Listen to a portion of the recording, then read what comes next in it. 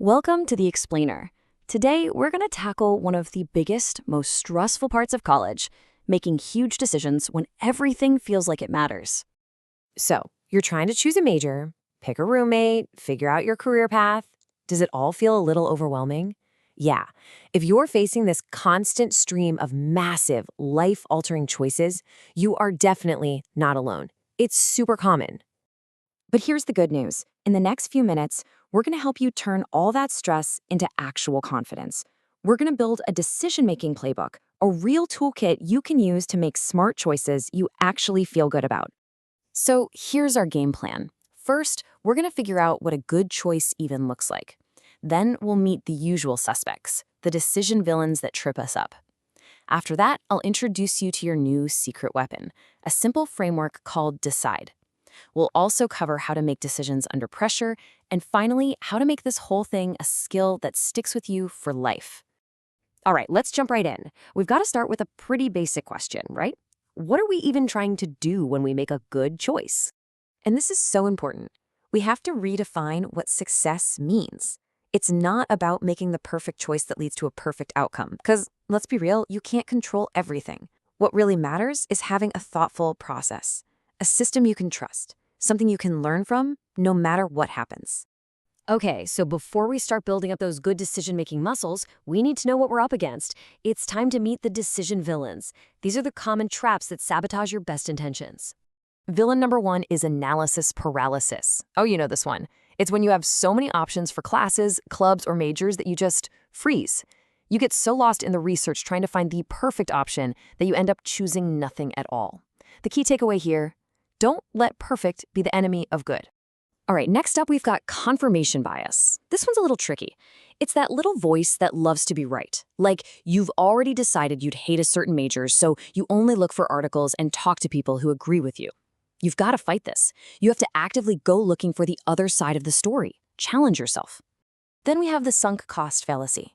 This is that feeling that you have to stick with something you hate, like a club or even a major, just because you've already put time, effort, or money into it. You paid the dues, right? Wrong. You have to remember what you've already spent is gone. Your future happiness is way more valuable. And last but not least, watch out for groupthink. This is classic peer pressure, but it can be subtle in college.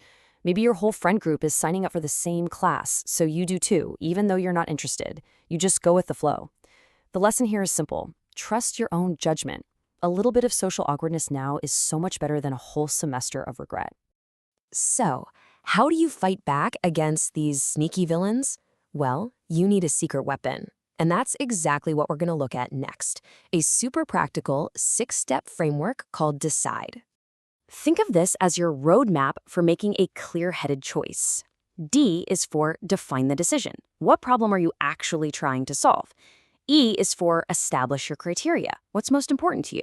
C is for consider the alternatives. Think beyond just option A and option B. I is for identify the consequences. What are the pros and cons of each? D is for decide and commit. Yep, you actually have to make the choice. And E is for evaluate the outcome. This last one is crucial because it's how you learn and get better for next time. Okay, let's make this real. Check out how you can use step 2, establish your criteria, in a real-life scenario. Imagine you're stuck between majoring in engineering and computer science. Instead of just winging it, you actually list out what matters to you. Maybe job prospects are super important, so you give that a 9 out of 10. Personal interest is also a big deal, so that gets an 8. Course difficulty? A little less important, so it gets a 6. See what you're doing? You're creating your own personal scorecard. It takes the guesswork out of it. Okay, so that DECIDE framework sounds great in theory, right? But what about the real world? What about when you're under pressure and you don't have all the information? When things are messy and uncertain? Well, when things are fuzzy, you need some smart tactics. First, gather your intel from lots of different places. Don't just ask one friend. Talk to upperclassmen, professors, maybe even a career counselor. Second, run small experiments. You don't have to commit to a major right away. You can take an intro class to see if you even like it. Think of it as a low-risk test drive. And this right here is a really powerful concept. Think of decisions as having a one-way door or a two-way door.